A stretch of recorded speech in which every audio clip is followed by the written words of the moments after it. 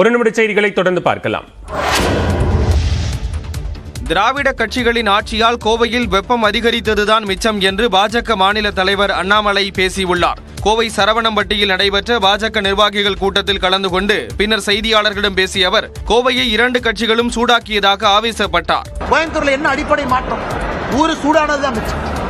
ஒரு குளுமையாக அமைதியாக இருக்கக்கூடிய ஊரு இன்னைக்கு 2 டிகிரி 3 டிகிரி வெப்பநிலை ஏற்றிருக்காங்க. ஒரு 2 வீலர்ல இந்த ஊர்ல போக முடியுமானே? தொடர்ந்து பேசிய அவர் எடப்பாடி பழனிசாமி டீ கூட அடுத்தவர் காசில்தான் குடிப்பார் என விமர்சித்தார். இது மாற்று அரசியல் செய்யாம கல்லாப்பெட்டி கட்டினவங்களுக்கு எப்படி தெரியும்? அதனால் யார் என்ன பேசுறாங்கன்னு காது கொடுத்து கேட்க வேண்டும். நாங்கள் சொல்லக்கூடிய மாற்று அரசியல் என்ன?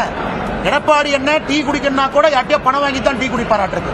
அதனாலதான் டீ குடிக்கிறது எக்ஸாம்பிளா கொடுக்குறாங்க. நாங்க அப்படி இல்ல, டீ குடிக்கணும்னா கூட சொந்த காசுல டீ குடிப்போம். தேர்தலுக்கு முன்னதாக திமுக அதிமுக வேட்பாளர்களில் யாராவது ஒருவருக்கு ஒருவர் விட்டுக் கொடுத்து வாக்கை ஒரு கட்சிக்கு சாதகமாக மாற்ற முயற்சிப்பார்கள் என்றும் அண்ணாமலை குறிப்பிட்டார்.